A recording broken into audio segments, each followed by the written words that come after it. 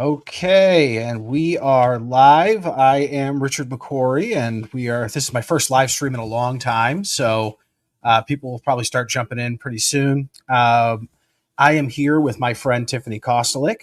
She is going to represent, let's say, a more left leaning side to some of the issues that we're going to talk about. And the main issues that we've decided to talk about today are ICE and the detentions that they've been doing and how they've been operating and whether or not that's good, bad, indifferent. We're also going to talk about President Trump's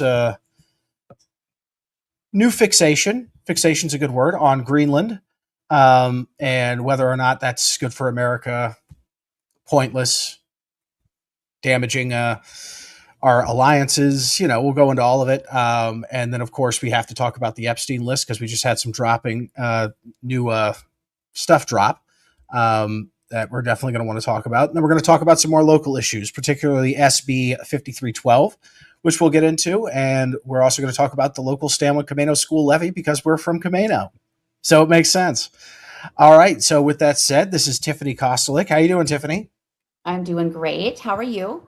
I'm doing well also. So we're going to jump right into ICE. And I think you and me often agree on a lot of issues. Sometimes we disagree on how angry we are about some stuff. Mhm. We also disagree about, is this, something that's, new to Trump, or is it something that's been going on for a long time and we have some selective outrage? So, with that said, I want to give you a chance to jump in and tell me what you think specifically about ICE, the detentions, and what you think should happen. I think first of all, we need to start out with training. When my hairdresser has to have more training to cut and color my hair than somebody out there on the street with weapons, and that once was a 6 month training and now is a 47-day training process. I think we have a lot of people out there that are really excited to play Call of Duty in real life Mm-hmm. and have been improperly trained on things like de-escalation techniques and um, that deadly force should be the very last possible option. And I think that to me, that is absolute insanity. I think my secondary issue is, and I think this is where Trump has actually lost some of his dedicated followers, is that they voted for the worst of the worst. Come and get the criminals, come and get the rapists, come and get the murderers, but don't come to the sweetest little taco house that has been there for 30 years. They're cherished in their community and ravage them. Don't go to immigration court where people are doing it the right way. Don't pull a 5-year-old that is coming home from school and put him in detention with his father. These are not the worst of the worst. And people say, well, they're here illegally. A lot of them followed the rules at the time. Like them as you will. Some say they were too loose under Biden. They were the laws of the time. So the Ramos family, they did. They came here following the laws that were available to them at the time. Yes, they have a pending asylum case, but they did it the way that they thought they were supposed to. So just to recklessly be out here taking people, ripping them out of their cars by their hair, it just feels so overkill for the issue at hand.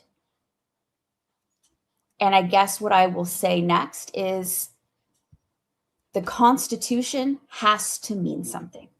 And due process is a constitutional right for anyone on American soil. Like it, don't like it. And I know that there are emergency things. I know Obama didn't give due process to every single immigrant that he deported. He did follow congressional oversight. He did get emergency override, but it was done in a way that was more in accordance with a process and procedure and accountability. And he did not go after people that had been there for a very long time. He did not go after children. He looked at familial ties. He did not, he focused on the worst of the worst, and he deported more than anyone in modern times. So how can he do that and not have masked men on the street ripping pregnant ladies out of their hair, out of their car by their hair, and still deport more than most of his time? Okay, no, that's all very good. Now we hit a lot, so we're gonna take this pieces at the time. So first off, you said training. Training is needed. I'll agree with you on that. I think more training, the better. Mm-hmm. I'm all for more training, and if that's going to be an issue of contention, I don't think there needs to be one. I could definitely get on board with more training, especially with de-escalation tactics and uses of force that aren't deadly, that are more effective Mm-hmm. when the deadly force triangle hasn't been met. And for those of you who don't know what the deadly force triangle is, it basically is what allows you to go ahead and use deadly force. That includes opportunity. Does the person in front of you have the opportunity to kill you? Capability. Does this person who has the opportunity to kill you also have the capability to do it? For example, if somebody says he's going to stab you to death and he has no arms, there is no capability of this person to pull up a knife and stab you to death. You do not meet the deadly force triangle just because he said it. And intent. They have to show intent that they are trying to kill you. So you need all three: opportunity, capability, and intent. If you have opportunity, capability, intent, that's when you go and grab the gun and do what you have to do to stay alive. I think we do Absolutely. agree that law enforcement does have the right to live and does Oh, have of the right course. to defend themselves in the case of a deadly force situation. So more training on that, I think, would be great. So I think we agree on that. We can move beyond training and say you are right. And so now let's go to the Constitution and due process. And you had mentioned Obama, and a lot of the things that you said were absolutely true. He did deport more people than Trump by a lot. And so I think Obama, anywhere from 3.5 to 5 million, we'll say 3.5 on the low end, were Mm-hmm. deported. He did not Yeah, give due process to everyone, which you said. He did have some congressional oversight. Um, but the basically what he had was the Congress approved of the methods he was using to remove citizens or mm-hmm. non-citizens. Um, the only thing that I would say is Congress doesn't need to reapprove. They approved that under Obama, and then Trump became president with the same instruction. So he was using the same instruction. Now, did Obama do better than Trump when it comes to treating people well? I don't think he did. And the reason I don't think he did was because you remember the cages in the first Trump administration when he got hammered for all those cages? I do. I do. They I've heard all about the cages. they were built under Obama and Trump or in Biden. They were used, and they had to be because he was deporting significantly more people.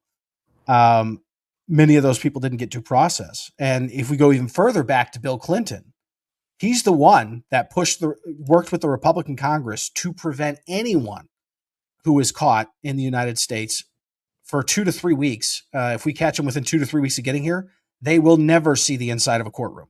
They just go. Yeah, no, Um, fair. and and we have to do it that way because if we gave due process to 3.5 million people, the costs would basically our courts would be completely cluttered. No, There, and there, I do there'd be, understand that. I understand. We cannot put, I mean, we cannot put everybody through due process. I understand that.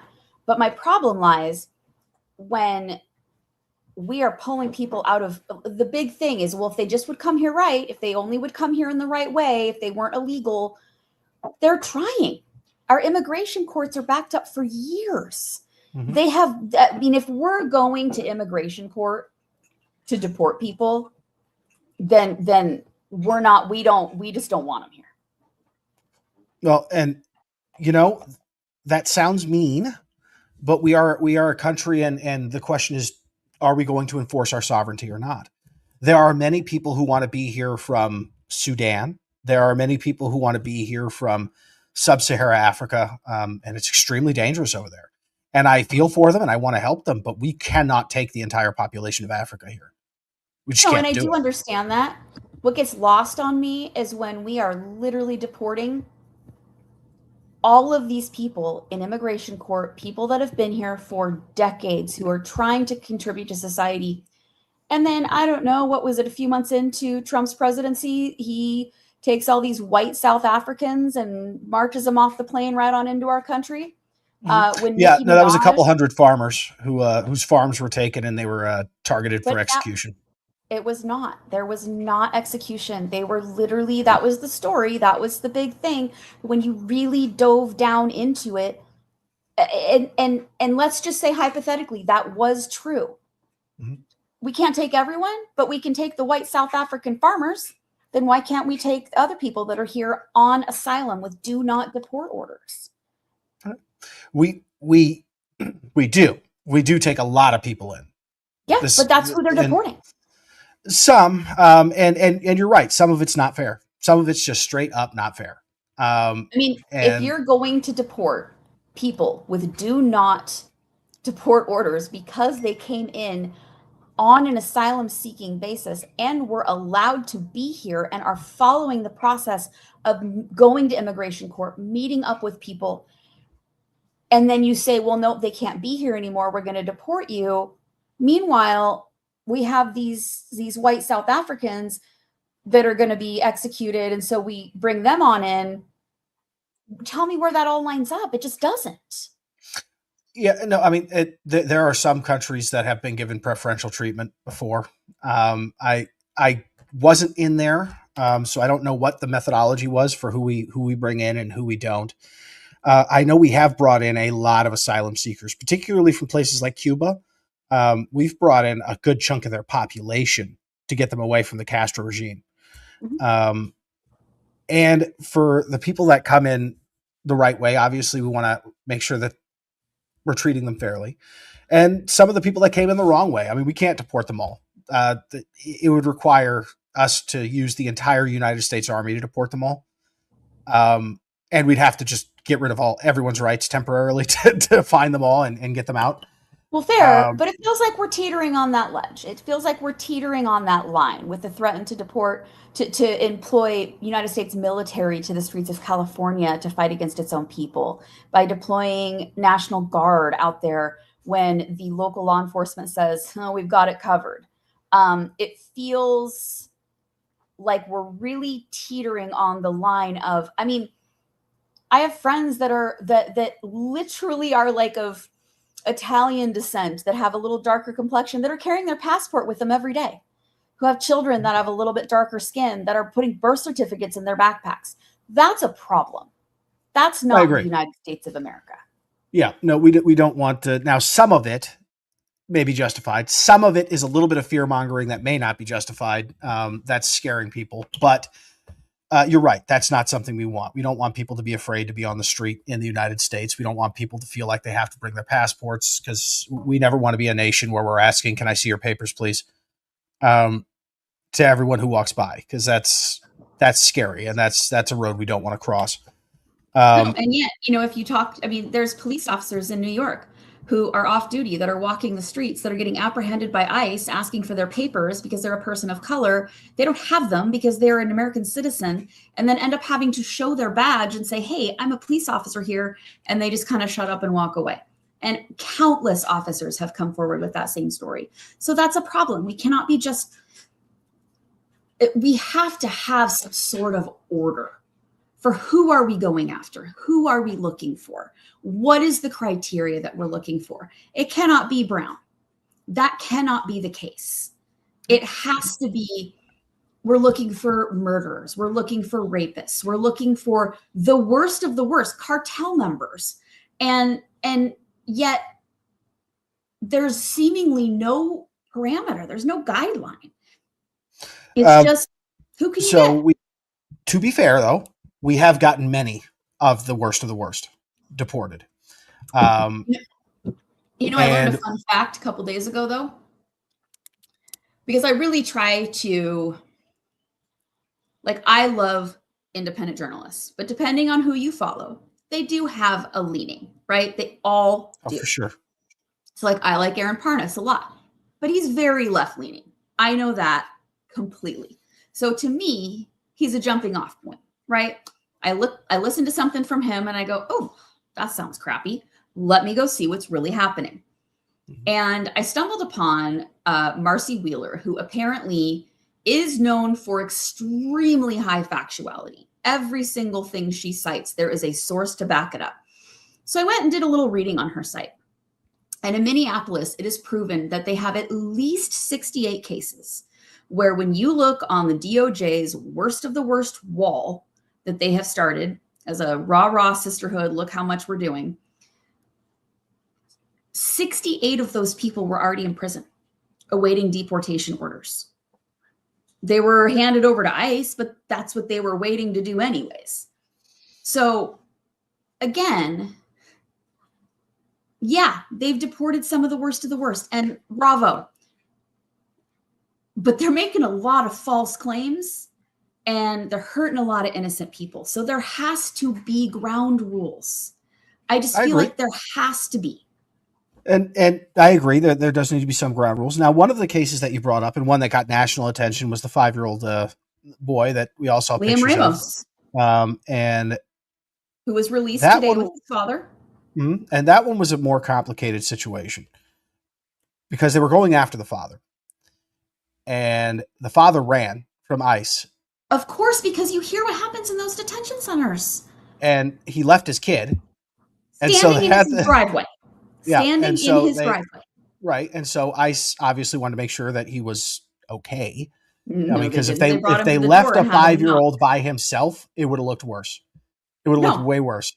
If my 5-year-old was standing in my driveway while I was running from people that were trying to detain me with no good reason and take me to somewhere where I may never see my family again, I would much rather my 5-year-old be standing in my driveway than with anyone else. His mom was inside. She had eyes on him. No. And so it's interesting you bring up the mother because they asked the mother to watch him. And she asked her to come out, and the dad said no. Dad told her to stay inside because their middle school son had not yet come home. So she didn't want the middle school son to come home to nobody. So the dad said, stay inside. Do not come out. You will get taken too. So that's not the story I heard. I know, it's probably not, but I've dug deep into this because this 5-year-old kid haunts my nightmares. Yeah, but ultimately the 5-year-old kid, they were not able to give it to the mother. And so they brought him with the father to keep them together. Yeah. I mean, if you're going to grab somebody, I think that they did the best they could have in that situation. No, if you talk to Liam Ramos, who spent the last week vomiting and unable to eat and despondent and sleeping because he misses his mom so much, I don't know if he agreed with you. Well, his mother refused to take him. She wouldn't come out because she didn't want to get deported because her son wasn't home from school yet. And there was numerous people around that said, we will take him. Please don't take him. Responsible adults who knew him. And if ICE is this where they're going to be following the rules? This is where they're like, oh, we draw the line on leaving this kid with someone who will love him, but isn't an actual legal guardian. But we're going to just go recklessly outside the law over here. You can't pick and choose. So, no, I agree. We have to follow the law in everything that we do. I do think that I don't believe that the law enforcement was intentionally trying to mess with that poor kid. And we all agree that that's extremely unfortunate, but often families are separated and torn up when we have to arrest people. There are criminals out there who are actually good parents. Fair. And I get it. Take them, but leave the kid with someone who will love them, someone who will be in charge of them. This kid has been, I can't even fathom sitting with my 5-year-old eating food that is, I mean, everybody has heard it is not a secret. The food is subpar, low grade. There are rocks found in the food. There are maggots found in the food. This kid is there eating. Can you imagine with your 5-year-old being there and trying to feed them this food and watching them vomit and then just beg for their mom? I just can't. And they've been let out. So obviously there was no reason to hold either one of them. Yeah, their immigration case is continuing and there's a long road ahead, but there was no reason to grab either one of them because they've been let out a week later. Yep. So obviously they did once after they grabbed him. I think some of it was political pressure. I think all of it is political pressure, Richard. Yeah. All of it is. They have quotas. I They do mean, have Stephen quotas. Miller has even said they have quotas. We cannot have quotas. That Um, puts, I mean, it's like when the police officer hides at a super secret spot towards the end of the month because they got a certain amount of tickets to give out. We get yep. irritated. Like, oh, we don't want to be part of your quota. But now we have people that are quotas. And that can't be. True. We also, I mean, we do need immigration customs enforcement. That's Oh, something we of do need. course. And that So, we all agree on. and we need to, well, apparently not all of us, because a lot of Democrats are talking about completely defunding it in its entirety. And I don't think we should abolish ICE. What I do think that some of them are talking about is in its current state, it is so broken that we should start from the ground up. So I don't know if that is possible in this time. So I don't necessarily feel like abolishing ICE is something that should be on the table. I get tensions are high, people are mad, people are hurt, and they just say, you know what, wipe it all out. We need ICE. I'm not saying that we don't. I don't feel like that is a problem. I have known ICE has existed for a gazillion years. I've never ever worried about them. I've never thought, I have friends of color. I have, whatever. I've never really given it much thought because they're here to get criminals. They're here to get people. I mean, living in the United States illegally, quote unquote, is the criminal equivalent to a traffic ticket. Are we really investing all of our money to sweet little whoever that's got her family taco shop in the middle of the freaking little small town? I mean, there was a town, and I forget where it was recently, but they voted for Trump. And they had this sweet little server that they went and saw every week at their local restaurant who was Hispanic, who got taken away. And they were like, what? They were mad. They were like, what did she ever do? She did nothing. She just served us every week. And we didn't, that's not what we voted for. That's not who we thought they'd take. So I just feel like we have to have guardrails. We cannot have Stephen Miller out here who loves the idea of an all-white nation being the one who's like, you got to get this quota and take all these people. And I think Tom Homan, I know he's served in multiple administrations. And so maybe he has the ability to be a decent person, but even he has said, if you look or sound a certain way, we have the right to pull you over or detain you or talk to you.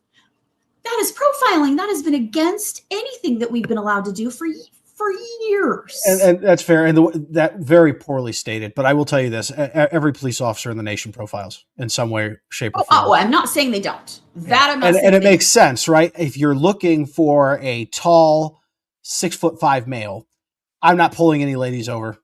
Of course. And I'm not saying that no one is guilty of profiling. I am not. I am just saying, are we really saying this out loud? Now we're just saying the quiet part out loud and just giving everybody like carte blanche to do it as they please. Yeah. So let's see here. Well, I think we've covered most of that. My biggest question for you, though, is what is the main difference you've seen between ICE under Donald Trump and ICE under Obama?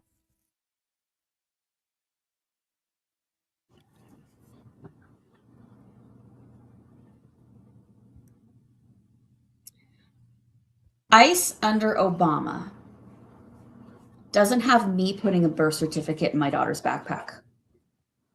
Okay. And they did catch significantly more people. More people died in detention centers under Obama than under Trump. Well, that was 8 years. If we look at the amount that have died currently, just in this 1 year period, it is more than it has been in decades. So yes, more people died over an 8 year period. But with this current ICE detention center, if you just look at this period, it is more that have died in detention center custody in decades. So he's on track to knock Obama out of the water. Yep. I'm not saying if that happens, then that argument dies immediately. But I will say, I think if you add Trump's first 4 years, so 5 years against the 8, Obama wins. So in 3 years, we'll see, I guess. But yeah. Trump's first term was Trump light. He was just kind of testing some waters, right? He didn't really, I mean, I didn't love it. It didn't make me happy. I didn't enjoy what he was doing, but he sort of tried to stay within the congressional. He pushed the boundaries. He made some of us irritated, but at the end of the day, I can't think of anything he did that was wildly like just had me afraid, like something I didn't know that we could come back from. This presidency, I feel like we have Trump 2.0, and he views no laws, no congressional oversight applies to him. And that's what makes me scared. Obama wasn't perfect. I will 1,000%. He pushed the boundaries. I have looked into it, and there's 1,000 things he did wrong. I'm not saying I mean, I would literally cut off an arm to have Obama back in presidency, but he was not perfect. None of them are. They're politicians. They're corrupt. Mm-hmm. I'm not saying my side is any less corrupt than your side. I'm just saying that Trump and Stephen Miller, and I don't even feel like we should even mention Kristi Noem because she is so underqualified for this job. If you're going to come out 38 seconds after a guy's murdered on the street by ICE and say he was wielding a gun at ICE officers when he never, ever drew his weapon, you are an irresponsible human that should never be in front of a camera.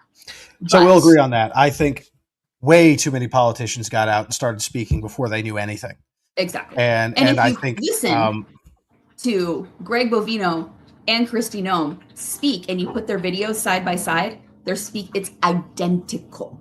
Yeah, no, they came out with a statement that they wanted to make, and they put it out, and they put it out way too early. The only thing that you should say as a politician when you don't know is, we don't know what happened. We are going to have this case investigated. We're going to take a good look at it. And then if you want to say something like, now, I believe in our law enforcement officials. I believe that they would have acted in a way that, is appropriate. But we're going to take a look. The FBI is going to investigate. We'll get back to you. Yes. That's what you need to say. I would have been so fine with that, as would millions of Americans.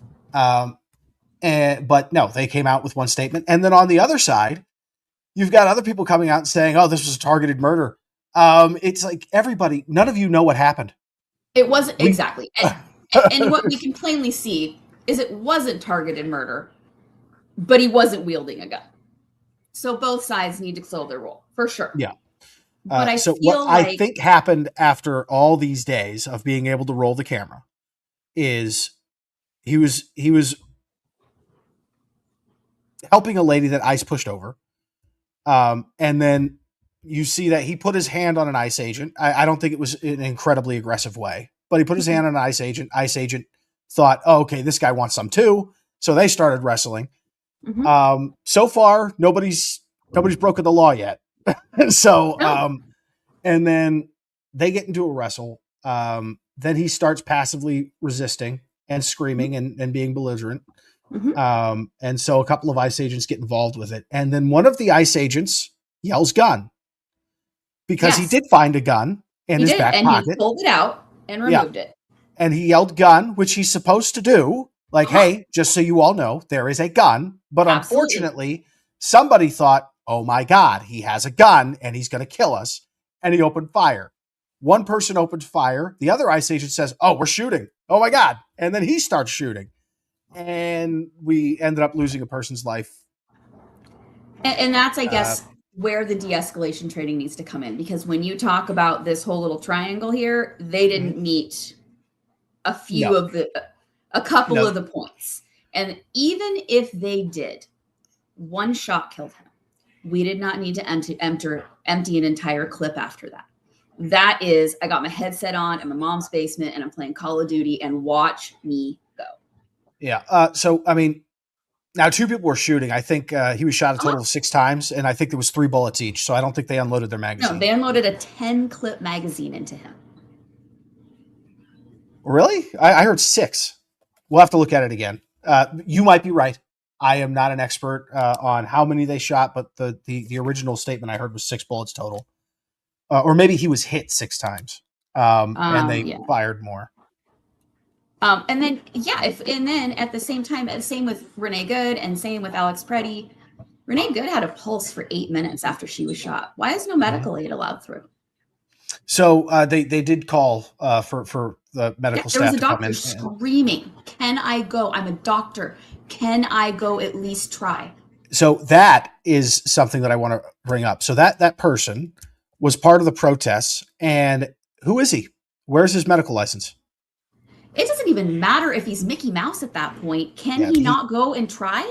he wasn't a doctor. How He do you made know? it up. Well, because he was holding a phone and he was getting ready to record. And what they were concerned about was, okay, no, we are not going to let you record this dying woman so that you can put it on the internet. No, okay, so take his phone. Say, hey, give us your phone. You can go through. You know, that's something they might have been able to do, but I don't think it was a doctor. And if he I was a think you doctor, said- he would have come out and said, yeah, I am a doctor. Here's my qualifications.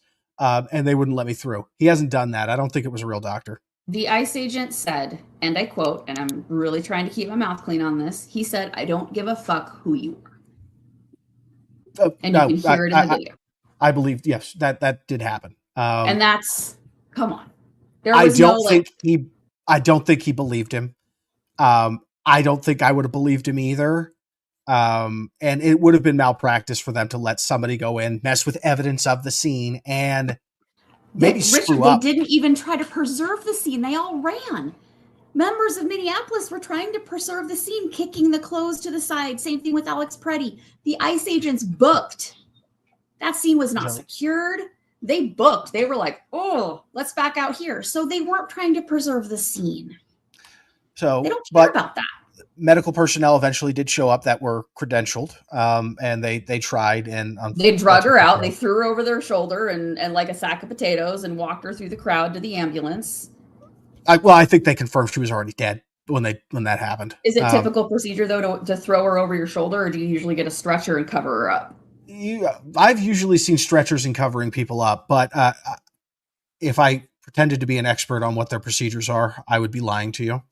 So, but I agree with you. I would have preferred that they cover her up and show some dignity to the corpse. But and I also agree with you that both are a tragedy.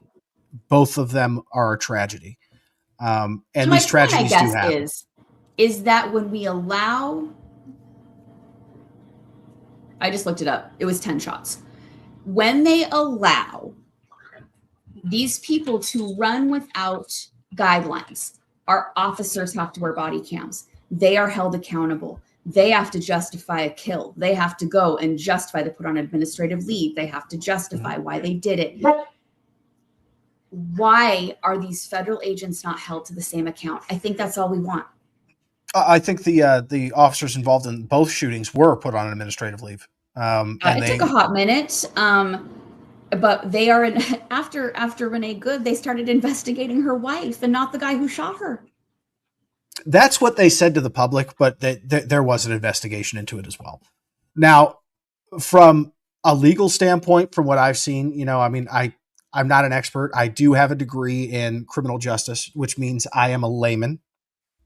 So, fair. The Renee Good situation, that officer's got a slightly better argument than the guys with Preddy, and the only reason is because the officer was turned to the right, trying to go the other way. But in that moment, did he know? What he could have said, what I saw was the car coming at me, and I fired. Law enforcement 101. Do not walk in front of a car. Why was he there? To stop the vehicle from leaving. But that's law enforcement 101. You don't do that. Sorry, my dog. Actually, they do boxing cars all the time. With cars, sure. Times. And I've seen videos. There are other videos out there of law enforcement. Like somebody pulls in, there's a wall to the front, and they stand behind the car and tell them to get out and not to move. And if the person starts moving, they shoot. And is that a good policy? Probably not. But the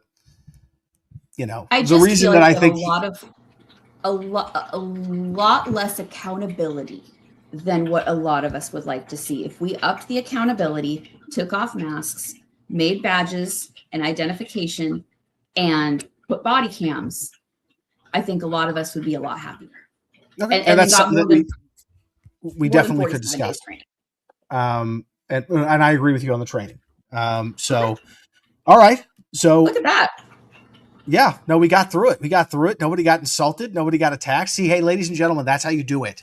Can do it. We don't have to call each other names. We don't have to tell each You other can we're try idiots. and get to the truth and figure something out together as a team.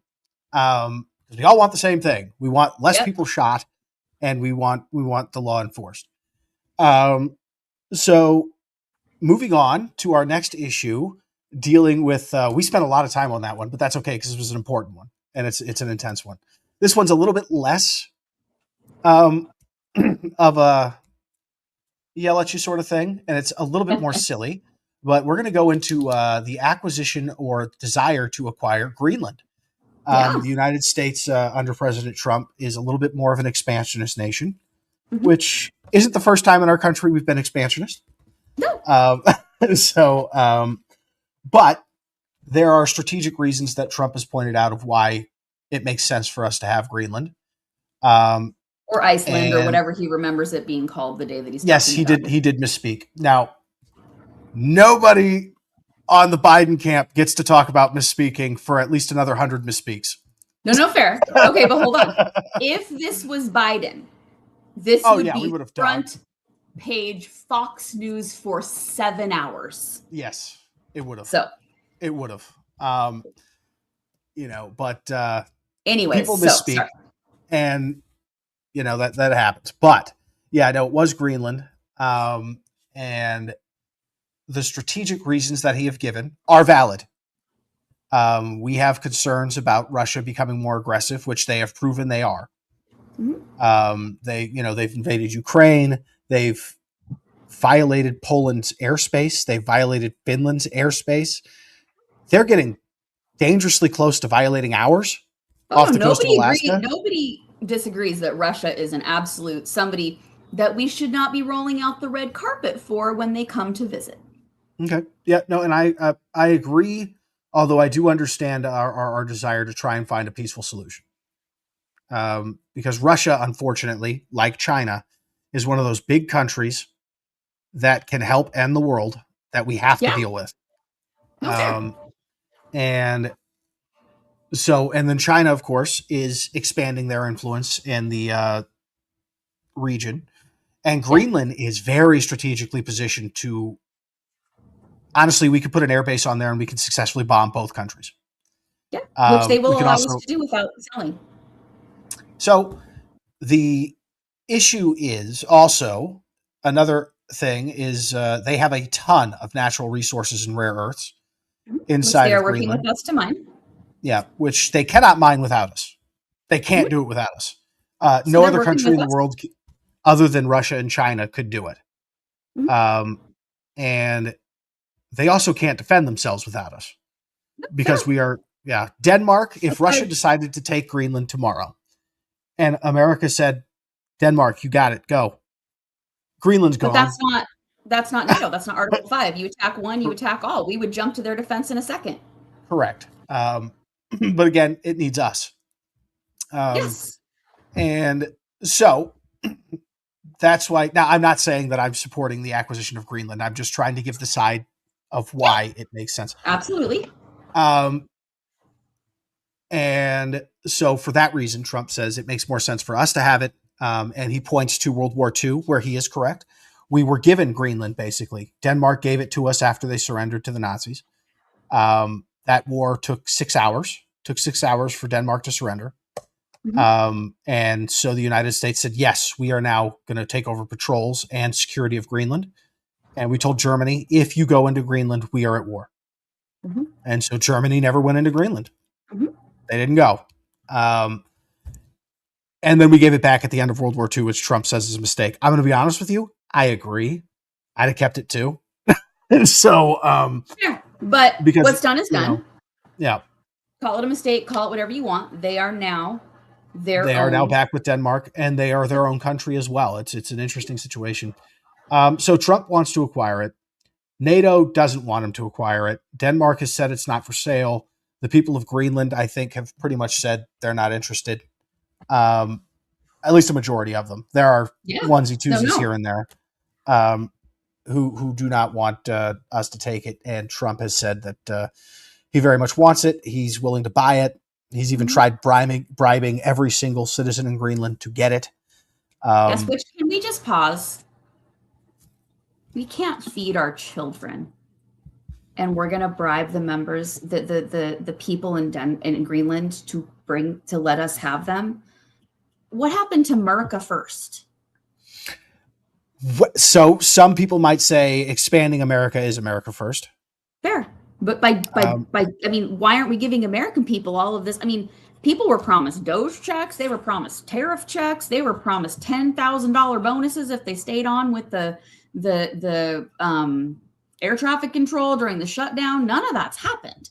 So why do we have yeah. money to bribe the members of Greenland to let us take them when we haven't been able to follow through on any money That that is a has good been promised? question that has bothered me way before Trump was president. We always seem to have money to bomb the crap out of people.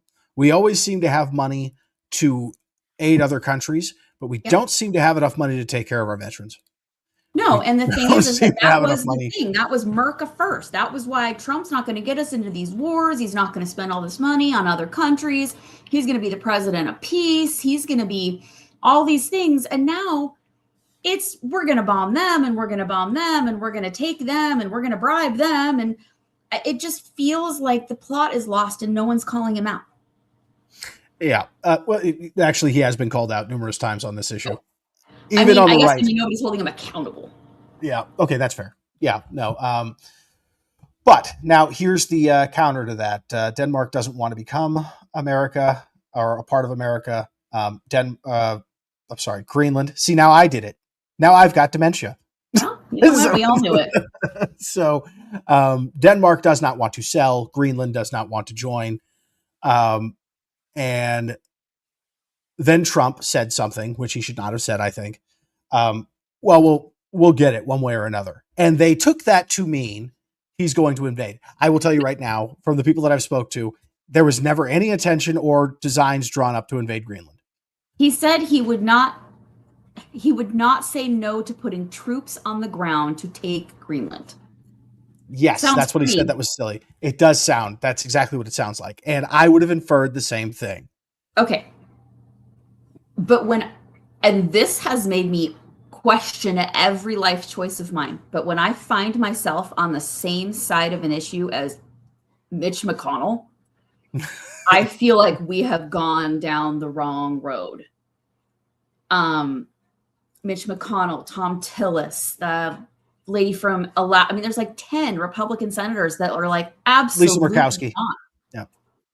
I mean, Tom Yeah. Tillis stood No, on the floor and said, "Who is advising the president that this is a good idea? well, it's This is Hegseth, not a good idea." unfortunately. Huh? And I will agree with you that Hegseth is not the best Secretary of Defense that we could have picked. Oh, you mean the Um, Secretary of War? right. You are correct. It is now Secretary of War. It's No, going to go back to defense we anyway, as don't. soon as Trump's not president. Yeah, that's Um, ridiculous. but yes, that secretary. And And I feel like so, Stephen yeah, I Miller would is as advise it. well. I think Stephen Miller's in the conversation. Which the people that should, and I will agree with you on this, the people that should be in the conversation with President Trump about military matters are the Joint Chiefs of Staff, the people who have earned 4 stars, who've been there for 30 plus years, and basically understand the geopolitical situation of everywhere. Except And fired most of yeah, some of them. And so the problem that we almost ran into was NATO was getting ready to be canceled, because if the United States took Denmark, I don't think there would have been a war about it. I think they were posturing. I don't think Article 5 would have been called. But I don't think Article 5 would have been called, but I mean, maybe in extreme circumstances, but an attack on one is an attack on all. That absolves NATO. If we go in and we break that, yep, then the people that say they want to do this to keep Putin and keep Xi Jinping in check are just going to give them more power if NATO absolves. and that's correct. NATO absolving would not be good for anyone, particularly our European allies. I mean, I And it feel would like create. Putin is just sitting there like, with his popcorn, waiting for it to happen so he can just obliterate whoever he wants. Yeah, America is really the one check that keeps Putin out of Western Europe. And we are the one check. Our weapons are the reason that Ukraine is still free. Most of it, Absolutely. anyway. Without question. And without that, Putin could easily roll over. He wouldn't meet an army that could stop him until he got halfway through Germany. Of course. And so that's and why then I it'd be a think fight. that Greenland has said, put as many bases here as you want, and work together with us. You can work together to mine our minerals. We're not trying to keep you out of any of that stuff. But Trump's kind of straw man argument, in my opinion, is, well, you don't fight as hard for something that you don't own. And that just feels ridiculous to me. I think his argument, he's not very good at articulating, but I try to think what he means. And I think what he meant was, look, if we are in charge of the defense of Greenland, which basically we are because Denmark can't do it, if we are in charge of all of this and we're spending all the money, give it to us. I mean, this is silly. It's a lot of NATO isn't able to contribute as much as we contribute. We just have more. So, but what they don't contribute in funds, they contribute in intel and allowing us to use their bases and a lot of other things that we would have. We get all excited that we have the biggest, bestest, baddest military known to man. We are that way because of our allies, because we have people that share their intel with us, that allow us to utilize their bases, that allow us to utilize their resources. Standing by ourselves, we don't have any of that. Well, we don't have as much power projection around the world. That's correct, because it would take longer to get places and exactly. So, but they get something out of it too. They get something out of us being there. Well, but we get it. We get what we're not. Again, not all compensation is monetary. That's how Trump sees it. He sees all compensation as monetary money. Everything's a real estate deal to him. Everything is a business deal. I give you this, you pay me for that. I mean, the guy has increased his net worth by billions since being in office. No other president has done that. Jimmy Carter sold his peanut farm so that he wouldn't be, so everything is about that bottom line with Trump. And he always feels like he needs some sort of continual recognition. And I feel like by them providing intel and bases and things like that, that's not the recognition that he feels like he wants. He wants some sort of monetary or some sort of thank you. I mean, I think he would love to be the president that acquired significantly more land for the United States. Yes, he would. Because and leave us. A lot of people allyless. A lot of people don't like that about him. I'd say in some ways, one of his good qualities is his desire to do something so amazing for America that he'll be remembered forever. In the meantime, everyday Americans are suffering. Their healthcare premiums just tripled. Their groceries are, I know it's a really fun old-timey word for Trump, but really people's groceries are through the roof. Americans are suffering. Mm-hmm. And so how about be known as the president that truly made America great? Because everyone can eat and everyone can have health care and everyone has a roof over their head. Invest that money here. I thought that was the plot. I thought that was the point. The people were sick of all of our presidents spending all of our money elsewhere. And yet I'll tell you, a lot of the plot, and gosh, I'm going to say something and I don't mean it in a freaking Candace Owens way. Okay. I'm very supportive of Israel. I'm very supportive of okay. And you know that I defended them after October 7th, even when it wasn't popular. But a lot of what happens is America is pushed by our allies and from APAC and from very significant powers to be a power projection country. Because if we don't project our power, other people will. And those people are not going to be as nice to Europe or Israel or other countries as we will. Um, and because of that, we end up not focusing on what we said we were going to focus on here at home. We end up focusing on the world. And Trump has been pushed by groups. One of the big ones is AIPAC, which is the Mm-hmm. the pro-Israeli lobby. Mm-hmm. And I'm not saying that that's a bad thing. I'm not anti-AIPAC here. I'm just saying he has been pushed by groups to focus more outwardly instead of inwardly, as every president does. Of President course. President Bush and President Obama both had these great things they wanted to do for the American people. And President Bush got pushed into 2 wars, one of Mm-hmm. which was absolutely justified. Afghanistan, Al Qaeda had to die. Yeah, of Uh, course. but he ended up having to go to 2 wars he didn't want to go into. Mm-hmm. Obama ended up having to bomb 9 different countries. And it just keeps happening. Every time we put in a president with these ideas of how I want to do these things for the American people, some entities make it not that way. I will say Obama did create affordable health care for everybody in the United States. And Trump's done some good things too. Right now, our violent crime is down to the lowest levels since 1900.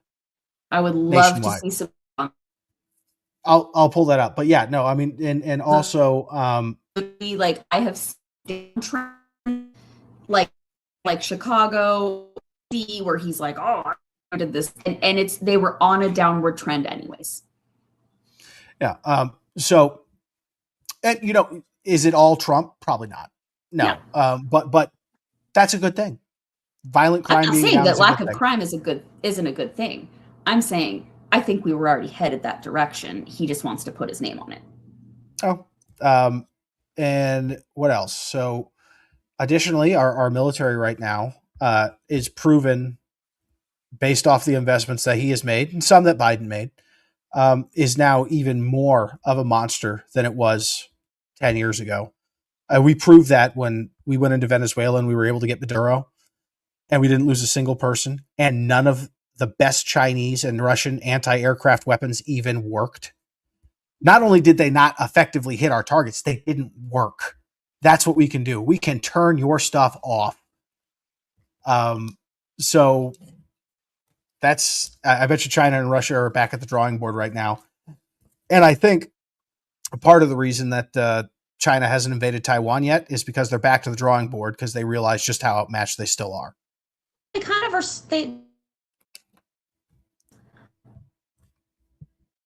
No. Uh-oh. I think we're losing the signal. But I feel like, again, when we talk about Greenland and NATO, without that, no, they'd march right on in. They'd take Taiwan. I mean, so that's why I feel like this Greenland is a pivotal issue, because they'll let us put bases there. They'll let us access their minerals. He just wants to own it. Yeah, okay, cool, great. You're that's great. You acquired a piece of land, outstanding. That's not what anybody wants. Nobody wants that. I'd be for it if they were for it, but they're not for it. They're not for it. And they've rejected. I mean, yes, people have been trying to acquire it. Trump's not the first one to try to buy it. No, I mean, this has gone back. He's not even the 10th. No, he's not even the 10th. But they've said no every time. So now you just need to accept their no and then learn to work with them within the confines like every other administration has. And when they're allowing us to utilize what we want to utilize, I don't see why it should be so pushed. I mean, by trying to make Canada the 51st state, I mean, you've just pissed them off, and I know you say they'll go bankrupt without us. Carney's not dumb. And he's forging ahead with China and Dubai and China can't save him. Fair enough. We'll see how it plays out. And I'd have to dig into that more. I haven't really looked as far into that as I'd like to. But my point is that we're just making everybody. I mean, do you see the hot mics where these world leaders at these conferences are just making so much fun of Trump and talking about how, oh, you didn't thank me for that, or like they're just he's whatever. There's some I'm sure that love him. I mean, Putin does, but he's a joke. He's a laughing stock. He was at Davos and he told them if they didn't, they should thank him that they're not all speaking German. That is And the some Japanese. primary language. That is the primary language that they all speak. Well, I think he was referring to the French, the British, and everybody west of Germany, and Poland, parts of Poland. But you're right. The Germans were all like, "We are speaking German. Thanks for the help." All the Swiss were there. So the Swiss people there were like, "Yes, we've all spoke German. We're in Switzerland right now." But I think in that, sometimes he makes good points, and then he ruins it with something silly. In that discussion, what he should have said, which would I think have been more powerful, we were here for you during World War II. We lost a lot of lives to help bring down the Nazi regime, and then we stayed to prevent you all from speaking Russian. Prevent you all from speaking Russian would have been a more powerful statement, because. And at the end of the day, why are we? Thank you. Oh, say that one more time. You broke up. Why are we feeling like we all need that we now suddenly need this grandiose thank you from trying to work together with many nations to end the Nazi regime? Like, why now do we feel like we need to have, why does Trump feel like he needs all these thank yous? I will say Europe has sometimes taken for granted the United States. You know what? I'm taking for granted too sometimes, and I don't need everybody to freaking worship at my feet. No, and neither do I.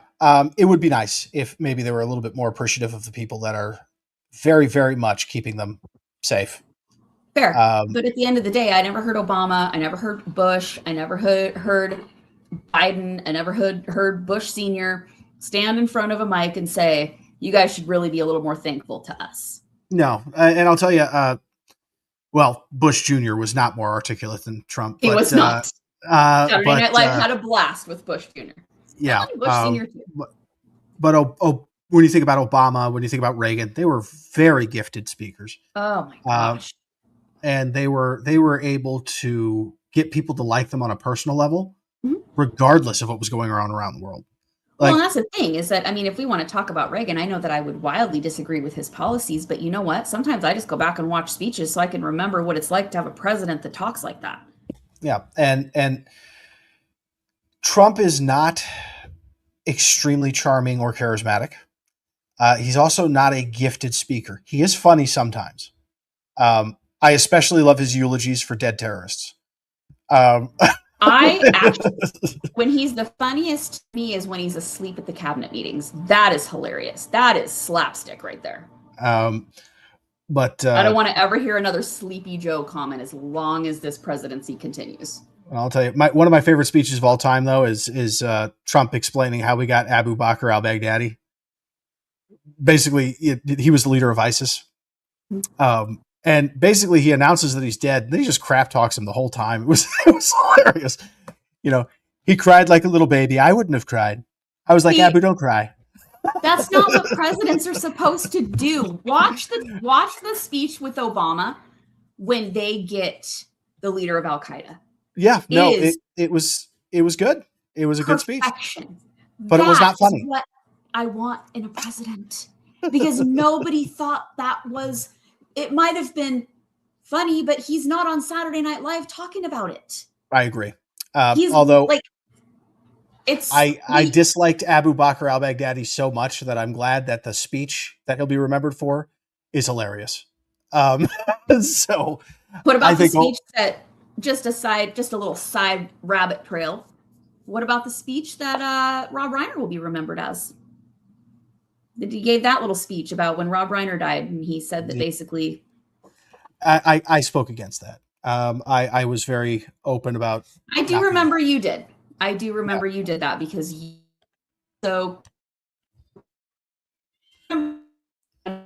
that is truly something that has lost a lot of the plot for me, is that you guys all, and rightfully so, I didn't feel like it was okay to celebrate this. That was horrific, and nobody should die like that for their politics. Yeah. We also need to follow the same rules across the board. I agree. And I'd like to see an end to any celebrations of any American dying. Yeah. Unless it's a serial killer who got the death penalty after being found guilty. That's the exception. But there should not be any celebrations of Americans dying. But anyway, I think we've covered Greenland. I think you and me are pretty much in agreement. We don't need it, but we do need the military bases there because it is just a very strategic position, and it would allow Absolutely. us. And It would allow us to stop China in its tracks if they invaded Taiwan very absolutely. quickly. So put bases there and let the happy people happiest life. They can't be that happy. They're freezing over there. The highest, the Denmark country have the highest of their people of anyone in the globe. Okay, I'll take your word for I it. promise. I looked it up. All right. So now we're moving on to something more gross. The Epstein files. So I know you've got a lot of opinions on this. I've got a lot of opinions on this. I think we both agree right now from the get-go, release them all. Yeah. Release them all. Every one of them. I don't care how high it goes. I don't care whose life gets upended. Nope. Let's release them all and let's punish the guilty. Uh-huh. Okay, so I think we're probably going to have a lot of agreement on it, but real quick, I want you to talk about it, what you think about it. And from what we've seen, it looks like very powerful men have been caught. Yes. And some that are just, it's completely obvious that they're guilty of something. Yeah. Bill Clinton, Bill Gates, the prince, what's his name? Prince Andrew? Andrew. Mm-hmm. Yeah. Some guy in Slovenia or whatever, he just stepped down because he was in there. No. Isn't that terrifying? It's horrifying at the deepest level in my soul because I have a 13-year-old girl. Right. And she's right about the age of where, yeah, I mean, disgusting. And although she is grown up in a lot of ways, she is a baby in a lot of ways. And yeah. And I've got a 7-year-old girl. So she's not too far away from being targeted by these people. Some people are sick enough they target her now. And I'm telling you, as a father, yeah. If I was ever to commit murder, somebody hurting my daughter, that would be the reason. Yeah, without question. And also, I think, can we also both agree that we disagree vehemently with Megyn Kelly that it's no better to like 13-year-old girls than 7-year-old girls, and that the age of consent is 18? Yeah, absolutely. I figured we were in agreement on that. 100%. The only exception to that is I would not punish a 14-year-old with a 13-year-old. I would punish a 14-year-old with a 7-year-old. 100%. No, fair enough. And I think that honestly, that's, that I feel like was something that a lot of people, I mean, when Megyn Kelly was like, well, I mean, he was into 13, 14-year-olds. He wasn't like into 7-year-olds. No, if you are an adult, and you are into 13s or 17s, I don't care. You're disgusting and you should be put away from life. On every level. Stay away from my kids. Stay away from all kids. If I see you around anyone's kid, I'm going to punch you in the face. Of course. Absolutely. As should happen. Yeah. Because we got to protect each other's kids too, because they're freaking 100%. psychos out there. Absolutely. But yeah, no, we are in total agreement. And what Megyn Kelly said was disgusting. I don't know why she would say that. I don't know what happened. She has a teenage daughter. Yeah, I don't know what's going on in her head where she would say something like that. Maybe she had an aneurysm or something. It's possible. Mild stroke. And who brought it to my attention was my 13-year-old daughter. I did not know she had said that. And she goes, Mom, look at this. Yeah. And it's I remember speaking against that too. I was very clear about that as well. It's absolutely disgusting. Well, I mean, there isn't a whole lot of disagreement right now on the Epstein file, so it's not as juicy as I thought it was going to be. We just want to punish them all. We want to punish them all. That's the thing, is I feel like the far right argument is, well, what if one of your guys is in there? Great. I'm like, I don't care. If one of my guys is in there, thank you for letting me know. Exactly. We should take care of it. I want to know who the disgusting pedophiles are in my party. I don't care if Biden's in that file. Drag his cancer-riddled ass into prison and make him fucking die there. Sorry. Try Yeah. not to swear. No. But make him die there. I don't care who is in there. They harmed children. Watch. You could only watch like the.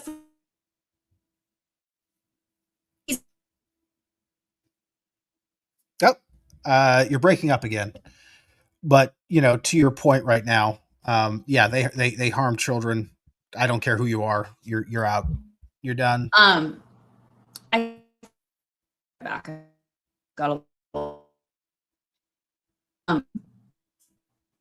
I think that where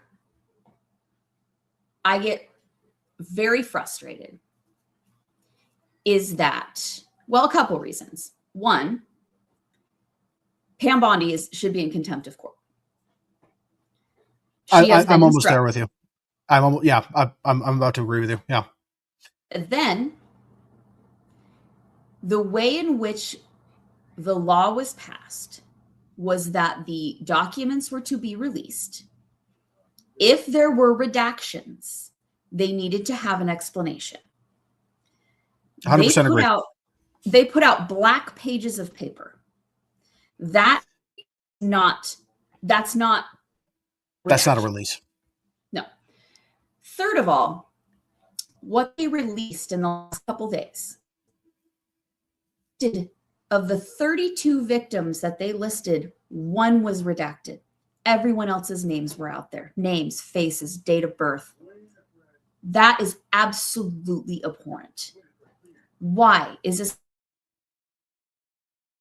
We are letting these victims get victimized yet again.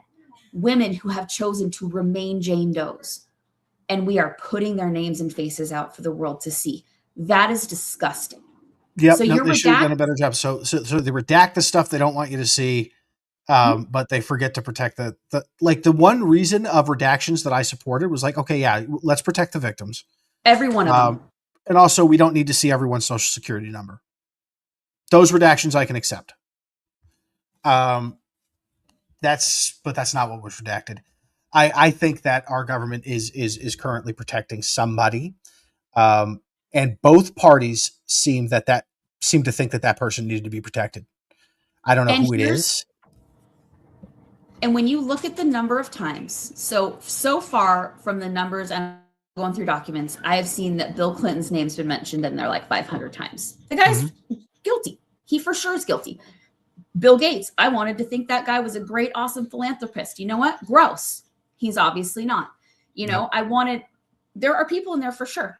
Yeah. And just the names being mentioned doesn't necessarily mean you're guilty of anything. What matters is, do we have photos of you there? Do we have photos of you with these young girls? And both of them, the answer is yes. Yes, absolutely. That's proof to me. But the other thing that I think that a lot of us are very frustrated about is that Trump's name is in there so far 3,000 times. Mm-hmm. There are pictures of him with Epstein. There are girls that are saying that they were handed off to him, brought to meet him. Why is there such a blind spot on the right to hold this guy to account? Well, first, I haven't seen anything that proves that he is guilty of anything. And the reason that it is important, the reason he gets probably a little bit more leeway than anyone else is because he's currently the sitting president. And if you're wrong, let's say we did hold this guy to account. We find out he didn't do anything. Oh, we both know, Richard. The guy's disgusting. He went into the dressing rooms of his pageants. He said he would date his daughter if she wasn't his. He said you can grab girls by the whatever you'd like when you're a star because you just get to do it. He's attracted to women so much that he just starts kissing them. Consent isn't in this guy's vocabulary, and he likes young girls. Well, I will admit that many of the things that he's been caught saying are absolutely disgusting. But if there was a hidden microphone on me every day of my life, and I had to account for every stupid thing I've ever said, I would be embarrassed. I'm sure I would be embarrassed. I would be embarrassed probably, but you know what? I know that I could put a mic on Ryan for 365 days and there would never be something that was so against consent and disgusting and just locker room talk, I can guarantee you beyond a shadow of a doubt we would never hear it. Yeah. Men No, who respect women do not say things like that. But I will tell you, men do talk about women. Oh, I'm not saying they don't. And I'm not saying that No. Ryan's mouth would be perfect. I am saying that there is nothing that would come out of his mouth that would say anything that would be vile, going against any sort of consent, that it's No. okay just to grab women whenever you want. There's not, Mike Ryan's a tree guy, right? He works with tree guys. Mm-hmm. They are very just who I am is who you get, but they are the most respectable men I would trust around any human I know, because they would never, ever say something that would be, I can just do this to a woman and she'll let me. It just wouldn't happen. Yeah, no, I agree. And, we're in agreement there. A lot of the things that he said are awful, but that was all public knowledge, and he got elected again. I know, which shows me that his base, his far right, his MAGA, right? The extremists. There's nothing he could do. There could be a picture of him making out with a child in those photos, and they would go, well, that was the past. No. Oh, I'll tell you what, if that happens, you will see me immediately calling for his removal. But you are not an extremist, Richard. You're not. Well, no. The extremists will say it's AI. It was computer generated. He would never. That has to be. Obviously, they have to prove that it's not an AI. It has to be a real image, obviously. But sure. Yes. But if you're telling me, what if they came out with Bill Clinton with a picture of him making out with some 13-year-old girl? Do you think they'd want to make sure that image was verified? No. People are partial as heck. The selective outrage is a real thing. But I will also say, on the other side, many times Democrats have believed things that are just not true because they want to believe them against Republicans, and Republicans have believed things about Democrats. Like, they were saying that Obama was a Muslim socialist that was going to, make us a communist Muslim country.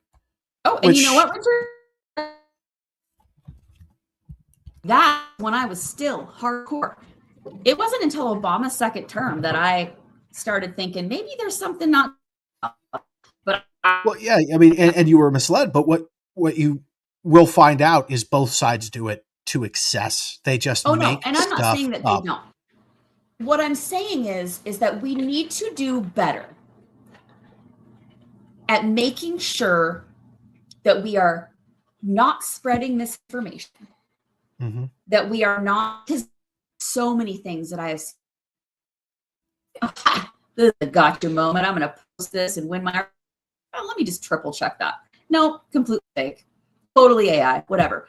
So that is the problem I have is I wouldn't ask for Trump's image to be certified as not AI or not computer documented.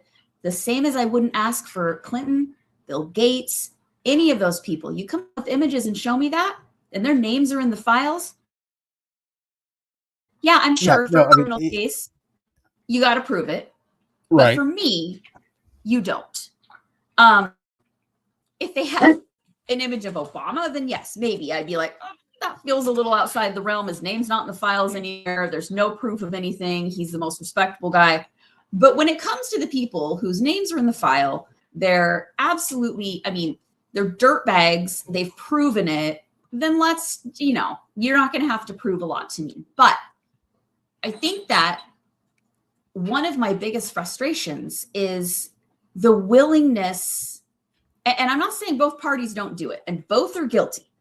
If you're just going to watch CNN or Fox News and those are your Bibles, then you're not trying to find the truth. No, you're trying to hear what you want to hear. And a lot of people find comfort in their echo chamber. And that's where a lot of people are. It is very hard. One of the hardest things for me to do, because I used to be very far right.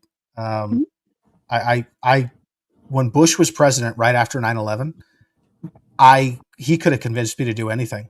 It's scary. I would have done anything he said. Wipe out this entire town? Sure, Bush said it. There must be a reason. Yeah. I mean, that's how in lockstep with George W. Bush I was. Well, Um, and I mean, I didn't really start voting till way longer than I would like to admit, but I was for sure. I was in Bush's camp, Bush senior and junior. I was, yeah. And of course I was furious after 9/11. I oh, of just wanted course. somebody to pay for it. But coming out of my echo chamber and listening to the other side was very hard to do. It is. And it feels off because at first, when you start getting hit with these ideas that you don't automatically have a predilection to, it's like That getting a changes it. vaccine. It's getting a vaccine shot. It hurts at first, and Uh-huh. you're just like, "Oh man, this is not okay." But then eventually, you start to get to know the people, and Exactly. yeah, and now I feel a lot happier. I am so Well, much and when you happier. start finding the truth for yourself, that's the thing, is that I was spoon fed a narrative for so long and I lived in perpetual fear because of the narrative I was being spoon fed. I didn't know how to find out if any of it was true. I was just being spoon fed this narrative and I believed it hook, line, and sinker. And I think that that's what I really just wish, and where I get the most pushback in talking with anybody on the far right is, I will say what I feel like I have really done my due diligence to try to find truthful data, facts, information. CNN, MSNBC, independent journalists, they're just my launching point. It's how I find out maybe there's something going on in the world. But then Mhm. I want to find, let's break this down. And we got to be critical thinkers. We got to think about, well, what about this? What about this from this side? Tell me about it from this side. And I really try to come up with as factually accurate information as I can.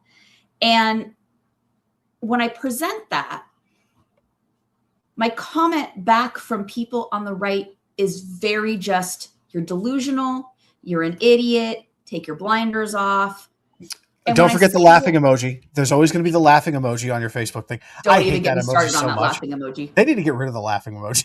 It just needs to go away. I mean, It makes like, me so angry because the because laughing emoji just basically says everything you said is stupid and f you. That's what it means. exactly. But I don't have an argument to prove you wrong, so I'm just going to laugh about it.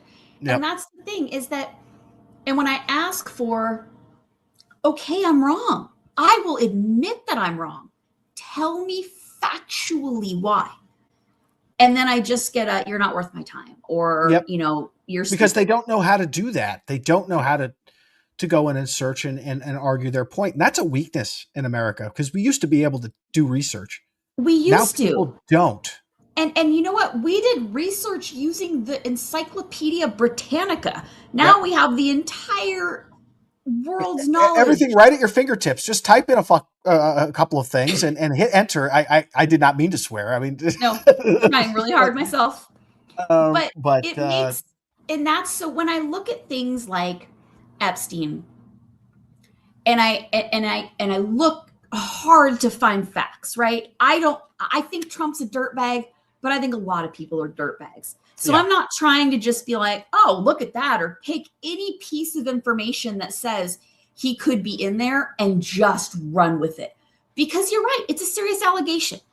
And I've always said too, because I have a mom who really likes to accuse other men of sexually inappropriate behavior, and it's always false. And so I'm Mm. very, very sensitive to that, because you can accuse someone of a sexual crime, and the only people that know it are the two people involved, usually, unless you're part of a huge scandal. So it's a very easy one to accuse somebody of. And it always puts a question in someone's head as to whether or not it's true. Yeah, and I'll Because tell you, that is, if a woman wants to destroy a man, that's all you need to do. You that's don't all need you to need to prove do. it. In fact, he Nope. can even prove it's probably not true, and you've probably ruined his life still.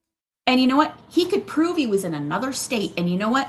There would still be a question in everybody's mind, Mm-hmm. because those are crimes that are very, and they're life ruining. And, Presley and her friends have a joke about a teacher at school, and I won't go into it because it's ridiculous. But I said, I go, those aren't types of jokes you can have about people these days, because you will ruin someone's life over someone just wanting to make fun of somebody else. You will ruin that. These are serious things we talk about. So when I talk about Epstein, I absolutely feel that we need to look at facts. So I am not ever just trying to take a narrative and run with it. Did I like Clinton? Sure. But you know what? He's in the files. Send him to prison. Did I like Bill Gates? Great. He's in the files. If he's convicted, send him to I mean, all of them. Hang them by their toes. I don't care. They hurt women. If it's proven. And so when I not just women, they hurt children. Which, I mean, hurting women is bad too, but children. No, I get it. You're right. Yeah. That is a very distinct definition. They hurt children, and they exploited children, and they took lives from these children. And when you watch the documentary and you see some of them talk, they are dead behind their eyes. They never got that life back. And so when I see through this administration, I'm going to release the Epstein files. They're on Pam's desk. We're going to be reviewing them. Kash Patel's podcast was just all about, we're going to get those out. They need to be out. 2, this is a Democratic hoax. There's no list. It's all made up. Isn't that wild? Because I believe that he truly did want it released. And then something happened to where he's either afraid or he saw something. It makes me wonder what the heck is in there, because it's more than just somebody's name. There is either a nation that's going to be humiliated or something. Like, is there a Saudi prince in there? Is there a Saudi there probably king? Is. But you know what? Trump also really likes to tell people what they want to hear to get him what he wants. And then he hopes it's just going to go away. I don't think he thought. I mean, the biggest argument I hear is, well, why did Democrats not? Why did they not? They were not able to. They were active court cases at that time. They could not release sealed information. They now, they can override it, but it's not a typical practice. The courts would have to do something special. Now, Maxwell's case is settled. The appeals are mostly exhausted. The time to release it all is now. And so he ran on it. But you can say in the last year of Biden, they could have released it. And I'll tell you, the reason that I have a suspicion that maybe Trump proof that he's guilty of something isn't in there is because if there was something in there to protect our nation, I think Biden and Kamala would have released it. They would have had an obligation to. I don't know that, I mean, first of all, in the words of my very favorite Congresswoman, Jasmine Crockett, they didn't campaign on it. They didn't promise the world they were going to put it out there. Trump did. No, I agree, but they should have. Fair. We shoulda, woulda, coulda all day long. Absolutely. Maybe Biden was asleep and he forgot about it. I mean, maybe he, who knows? Any number of things. But and in the last year of his presidency, he wasn't exactly killing it. And I think there was bigger fish to fry, and he was trying to get reelected, and there was a lot of things. I'm not saying he shouldn't have. I'm saying this should have been front page news the second anybody could have put it out there. Yeah, I mean, the last year of Biden's presidency was just odd. I mean, he stepped down. There was no primary for the Democrats, and all of a sudden Kamala's the nominee with no input from the voters. It was wild. Which I think, honestly, I don't know. I think a lot of us would have, a lot of us, I think, would have been that would have been our pick. I mean, I know she would have been mine. But yes, the last year of Biden's presidency was rough. Now, if you look back in history, he's not the very first president that has had horrible medical issues that have been hidden from the nation, whose the wives or chiefs of staffs or whatever have kind of run that presidency for them. Nope. Happened to Reagan too. Reagan too. I think his dementia started back then, and I want to say FDR. There's a few others that just had illnesses. Yeah, FDR was literally on death's door. And he actually did die as president. Yeah, like likely, kind of ran behind the scenes. And again, it's done, I know, for a variety of reasons. One is we can't look weak. We can't look weak to our other nations that we have a guy that's just like drooling on himself. So we have to try to put up a protective front. But for people to act like Biden's the first one that this ever happened with blows my mind, because I'm like, you guys, come on. It's happened many times. I'm not saying it's right. I'm just saying. I would say the biggest critique that was different for Biden under that was different from Reagan and Roosevelt. Roosevelt, well, he died in office, so that didn't really come up. Reagan was on his last term. He was not Mhm. running again. Mhm. Biden was running again and then gets up in front of the nation and debates Trump, and everyone's just like, I mean, I remember feeling uncomfortable during that debate. Yeah. And No. I was just like, this, why would they let him do this? Well, Why would they exactly. let him do this? People. And it's probably why we're in this position that we're in now. If they would have come out with a new candidate right out the gate, that would have been decided. And, we may have avoided this horror show. But, and I know we disagree on that. It's a horror show. That was me Well, just yeah, I mean, I don't think liberties. America's a horror show yet. I think people have overreacted in some things. I think that America will recover. America always does. Yeah. We are not on death's door. We're going to be okay. And that's the message that I want to put out. So only reason I believe it is because you keep telling me. Well, and I will. And I promise you, if I think, oh my God, we're doomed, I will tell you that too. You better. I will. Because I got a friend in Canada that's ready to take me in. Well, I don't. Dang. Actually, I have a client. Guess I'm stuck here. Guess I'm going down with the ship. I have a client in Portugal that said he would sponsor me to couple out, so you better let me know. Well, there you go. Yeah, and I will. I promise. Now, since we just finished with the Epstein files, let's jump right into Washington State and 4 senators that we have on the Democrat side who better not ever mention anything about the Epstein files. No. They have pushed SB 5312. So everybody can look up WASB 5312. And it is an attempt to make it so people who try to pick up minors and accidentally, instead of talking to a minor, are talking to an agent who's trying to keep minors safe and arrest them, they should be punished less. So the 4 senators, Tawina Nobles, Claire Wilson, Lisa Wellman, Noel Frame, all 4 of them are women. What is up with you?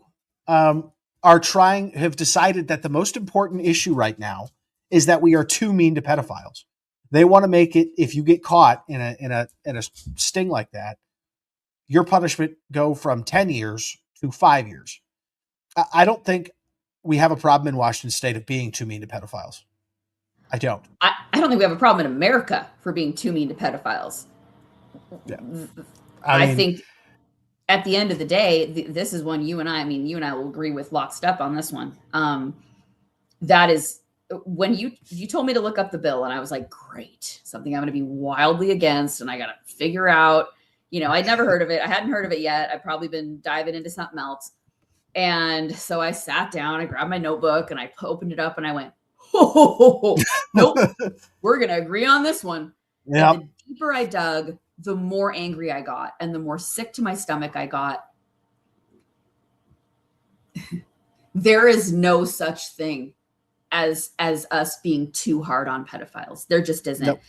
And you know what? I know I mentioned this to you a little bit before the show, but back in our day, we had to catch a predator and Chris Hansen, and he, they lured people in, and of the people they lured, they got like 2 convictions because they weren't actual agents. They weren't actual, there wasn't like the letter of the law followed. Yeah. And 2 convictions and 1 suicide, and the suicide shut them down. The suicide did. And the people were like, and that's when we thought, man, maybe we're just being too harsh on these people. They think they're talking to children. Yeah. No, they are there to assault a child. A child. The girl comes to the door. I mean, they film the initial interaction, which is enough to make anyone vomit. Yep. And then they think that I don't care if you're talking to my 85, well, she's dead now, but my 94-year-old grandma, and you think she's a kid and you want to meet up with her, you should go down. That means you will harm a child given the opportunity. Yes. You are a threat. Yes. And there is, I mean, you want to go far extreme, and I know everything can be taken to the far extreme, right? And the far extremists are like, well, it's a mental illness. Fine. Let's, for absolute devil's advocate, like the deepest parts of hell's advocate, say it's a mental illness. You know what? Back in our day, when somebody had a mental illness, and I don't agree with it, except for in this scenario, you built an institution and you sent them there. And they lived in a locked institution from the day they got there till the day that they died. And you know what? If that's the point you want to argue with me, lock them up. Our children are in danger. So, well, I think you'd agree with me that most serial killers, people who enjoy murdering people just for the fun of it, they probably have a mental illness. oh, for sure. They need to be punished and they need to be stopped because they're a threat. Exactly. And most of them get the death penalty. It's exactly the same thing. With maybe slightly less of a punishment because you haven't murdered anyone. Right. So, and I mean, if they caught Dahmer by meeting him in a bar and it was an undercover sting and they went back to his house and they didn't chop him up, is it any less? I mean, he still had the intent to do so. Yeah. Like, if you have the intent to go and assault a child, you no longer get to live in society. Yeah, and think of it this way. Imagine if I won't say I don't want to get arrested, but imagine if somebody grabs a weapon and his intent is to kill a whole bunch of innocent civilians. And he walks into a diner getting ready to spray everyone. And in that diner, he sees an entire SWAT team eating lunch and they put their lasers on him. And he's like, you know what? Not going to do it. Did the intent go away? No, it didn't. He just had bad luck. Exactly. And there are a lot of crimes, or there's a lot of criminals that I do feel can be rehabilitated. It sounds corny and nuanced and probably stupid, but I completely changed my tune about the death penalty after reading John Grisham's The Chamber. And I don't know if you've ever read it. I've heard about it. It really just took me a second, because I was like, I mean, here's this guy who was a young kid who had a starving baby at home, who went to a convenience store to rob them. The guy had a gun. He shoots him. He kills him. He ends up in prison, right? He's got the death penalty. Now he's 60 or however long it's taken for all of these appeals to go through. He's a different guy. He's like, I never meant to cause harm. I just want to feed my baby. Like, yes, I did something wrong. I think I've paid my debt. I would never do it again. And I was like, oh my gosh, we're going to kill this guy. But, and there's a lot of eye for eye people out there, which is funny because they're also very pro-life. But it just changed my mind on a more of a case-by-case death penalty basis. And there are a lot of people that I think do things and they can be rehabilitated. I believe to my soul that if your issue or crime is any type of sexual perversion, you cannot be rehabilitated.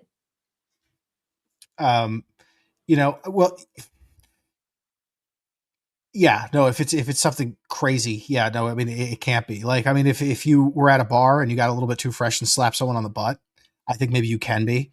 Fair.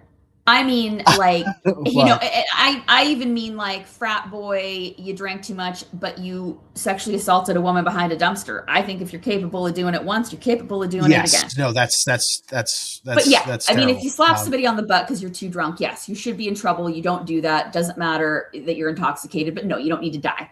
But I'm talking about like you took something from someone they can never get back in a sexual, like the deepest, most like trusting, like the most, I don't know why, like the most sacred thing somebody has, you took that without their permission. I think that's just who you are. Yeah, no, if that's in you, it's in you. And especially if it's a child. Yeah. And that, what use are you to society? Exactly. What do we get by keeping you alive? We get nothing. Honestly. I mean, and at minimum, medical castration across the board. Yeah, okay, I could go with that. I'd go for that. Like, so you know what? Here's what I would do. In the scenario where I think we need to up the punishments for everyone, not lessen them. Of But course. in the scenario where you were caught in a trap, you didn't actually do it. Okay, you don't need to die, but we are going to castrate you. We're going to castrate you medically. Yep. If you did do it, then you die. now you die. Just kind of like with murder and attempted murder. You didn't kill anyone, but you tried. So you're getting punished, but Yes. they're not dead, so we can't kill you. Exactly. So I could go with that, but Yeah. 10 years isn't long enough anyway. No. I couldn't believe it. Wait, we're only giving them 10 years, and now we want to give them 5? No, that's disgusting and embarrassing. And then again, I will call my party out when my party is wrong. This is gross. Well, I don't think it's your whole party. I think it's 4 senators that need to be spoken to. And I looked into some of them. 2 of them aren't crazy, usually. I don't know what they were thinking here. And then 2 of them are crazy. So, and we have them. I mean, we have them, and I mean, I'll give you that. Our party's got a chunk of them. But this bill has to die, and I want it to die hard. I would vote no for it 10 times. I'll tell everybody I know we vote no on this. And that's the thing is that, again with this, and this isn't a case of where you're accused of something, but only you and the victim know about it. This is, you're accused of something because you showed up or you got caught by somebody calling, pretending to be a kid. We know the evidence is overwhelming because they're very good at making sure they collect it. Exactly. Like, you're sick. No. So we agree. I mean, it's ridiculous. Across the board on this one. There is no question. It needs to die. It's disgusting. The 4 members of the Democratic Party that think it's okay should have a firm slap across the face. Yeah. So I think Republicans that support Trump, Democrats that hate him, we can all come together and agree SB 5312 is stupid. It is. Please tell everyone to vote against it because they are putting children in danger. Stupid. It's downright disgusting. It's disgusting. So, no. Yeah, if there's one thing we can agree on countrywide, I hope. And if you think this is a good bill, I don't think that we should be friends. No. Because, this is, no. If we can't come together on this, then you are farther gone than I ever want to be around in my life. Yeah, and what I don't understand is why these senators sat around with all the problems Washington State has, because we got problems. And the big problem that they felt they needed to put a law on was, gosh, we're so mean to pedophiles here. Let's cut their sentence in half. I can't. I literally have just been all day stewing about this because I am so frustrated with so many things. My pantry gets cleaned out every 3 days. It is, I mean, we have donations coming in left and right. Every 3 to 4 days, those shelves are bare. People are starving. We get notes left all the time. I didn't know what I was going to do. You're keeping my family supported. I thought I wanted to end it all. I came today. And I mean, people are so desperate for basic human things like food and shelter. And I mean, we have fentanyl on our streets and we have so many bigger fish to fry. Can we just keep being mean to pedophiles? Yeah. And in fact, if we want to put a bill on the table, let's just put one on that makes us meaner. Yeah. Well, we will all feel better, right? I mean, no matter what's going on in your life, everybody likes to see pedophiles get their lives ruined. You want to up our morale? Let's see a bill on the table that makes us 10 times meaner to pedophiles. And you know what? It's something that people can let their hate outlets out. Like let's make a hate group against pedophiles. Love it. Let's all unite and just agree that we're going to pick on them. Yeah. Dox them. I mean, seriously. Like, and I love Kameno because I think we have 3 and it's like only one guy liked kids, but and he lives on Graham. Okay. Yeah. No, when I look up the map, I know where they are. when I look up, say, Marysville, it's like a red, or Everett or, Everett is a nightmare. There's just like a red canopy. So I do feel good that I don't love that there's 3, but I feel safer that there's only 3. There should be 0 in every single city. Yeah. None. And I think that we need to have something more needs to be done if they like kids. Like, I agree with you being there if you're, something with an adult woman or, your ex-wife or something. But Yeah. if you are after kids, I want an alert of where you are right now. Why are they Where not is he wearing right ankle now? monitors? Yep. That everyone can see. Absolutely. I want to know if I'm in And the I grocery want store that with thing you. to go off if he gets within 500 feet of a school, Mhm. so that everyone Or knows, hey, beat this guy up right now. absolutely. Or I want to know if you're next to me when my daughter's in the grocery store. Mm-hmm. I want to know. So no, there is no instance in any version of my existence that thinks that we are too heavy on pedophiles. Yeah. And 10 years is not that. I think it's ridiculous. You try to assault a child in the worst way imaginable, other than murder, Mhm. and you are given 10 years, and We we have want to people make in it prison. 5, We have people in prison for way longer than that for possession of marijuana. which is insane. Or that's Which is insane. so our priorities are a little backwards. I don't understand it. I don't Well, understand it. So please, everyone, tell your senators and your House members, just in case, God forbid, this somehow sneaks through, to vote against SB 5312. Let's make this bill die, and right now.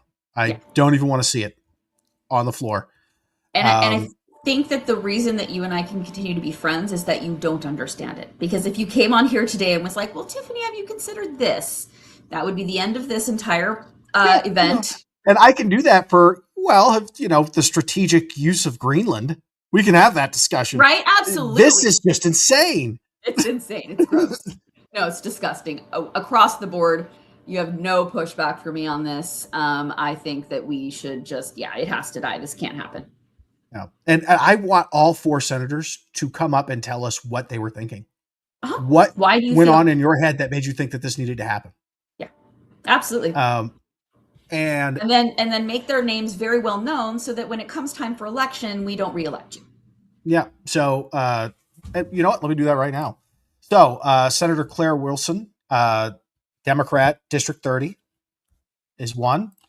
Her name is Twina Nobles, Democrat, District 28. Senator Lisa Wellman, Democrat, District 41. All women. I can't believe it. I mean, it's all women. Wow. And women just generally know better. Usually when I see something that's hellaciously stupid like this, it's a bunch of dudes. And Noelle Frame. Yeah. And who? Noelle Frame. She's District 36. So Democrats, please, those are heavily blue areas, so a Republican's not going to get in, but Democrats, please primary them. Yeah. Please primary them. We don't need this kind of ridiculousness in our state or anybody's state, but. Okay, and then finally, the last thing we're going to cover is the local thing, the school levy. Have you voted on it yet? I did a firm yes, dark black, all as deep colored as I could get it. Yep, I also voted yes. So what? I'll let you go ahead and go into what it is that it's about and why it's important that we pass this one. For Stanwood Middle, because my daughter goes to Stanwood Middle, and they're not outlandish. It's windows, it's floors, it's vents, it's things. I understand that there is no guarantee that every bit of money that's supposed to go to this is going to go to this. It's everybody's counter argument. I hear it on every page. There's no accountability for spending. There's no accountability for spending. And that is a fair argument, but I'm not denying that. Yeah. There should be more accountability. How come the superintendent and all of these other people are making 6 figures? Why can't we shake some of that money down and bring that to the my dog's bark. I apologize. Yeah, no problem. I actually don't have a problem with the superintendent making 6 figures, and let me tell you why. If you were a CEO of a company of that many people underneath you, how much do you think you'd be making? Millions, at least. Oh yeah, no, you'd be making millions. So, and I will always be on the side of the people in charge of educating our children. I will vote for raises for them until they make what Bill Gates makes, because it is not my calling. I that is, I mean, you gave me 3 months with my one child when COVID shut down, and I learned very quickly that teaching is not my calling, with my one Right. child. No. So, I really, and so I don't have a problem with their salaries either, but that is something that's like, well, can't they shake that down? Why aren't they shaking that down? And I can see both points. People that are saying, hey, I don't even have a kid. Why are my property taxes going up? And I could see that. I would be fine if the people who have children in schools are the ones that take the majority of the brunt. I'd be fine with that as well. But none of that is on the table. What we have on the table is a yes or a no for funding for schools that do not run without our funding. So when we have a yes or a no guarantees no money goes anywhere. Right. No new windows go in, not a single improvement on the floors, not a single improvement. When Presley was at Elger Bay, they needed new fire systems. Everybody voted no on the levy. So by voting no, they did not get to upgrade something like a fire system. If you vote yes, maybe not every cent goes exactly where you wish that it would. And maybe these teacher salaries or these superintendent salaries or whatever are higher than you'd like. But there's at least a chance for money to go somewhere. And that's why I voted yes. And if you want the money to go where it's supposed to go, hold your school board's feet to the fire, because they do answer to you, and sort of push it. Yes, I voted yes. So to recap, we covered several issues, and I think we did a good job. We went through some intense issues, and we got through it without a fight, because that's how America needs to start being, guys. It can be done. It can. And we actually came to a conclusion. I should have more training. Let's go back to the old training quotas. Of several months of training instead of just quick 47 days or however long it was. 47 in honor of the 47th president. Well, there you go. And we agree that we do need ICE, though. We should not abolish it. We do need some immigration, customs, and enforcement. We agree that we do have a strategic reason to go into to have a stake in Greenland, but we don't need to own it. So we found agreement there. And with the Epstein files, release them all and punish the guilty. Yep. And SB 5312 sucks. It needs to go away. Absolutely. And vote yes on the school levy. Look at that. We did it. You see, when you talk to people who don't always agree with you, you can find common ground. Yes, you can. Not a single name was called. Not one. So anyway, it's always super fun doing this with you. I think we should do it again. I would be happy to. And we'll invite all our friends. Now that we've seen that we can do it and it's smooth, I think we should do this every time, a major issue comes up that people just can't talk to each other about. Maybe we should try and figure out a way to smooth it out. I think that there is endless issues. There is. And I bet you there'll be a new one tomorrow. There probably will. All right. Well, great talking to you. And wow, it didn't even feel like an hour and 48 minutes, but it's been an hour and 48 minutes. I know. We'll have a great night. And we'll do this again. All right. Sounds good. All right. Thank you all for showing up. And you can also show your friends. It'll be a recording and they can see it on the YouTube page and on Facebook. All righty. Talk to you all later.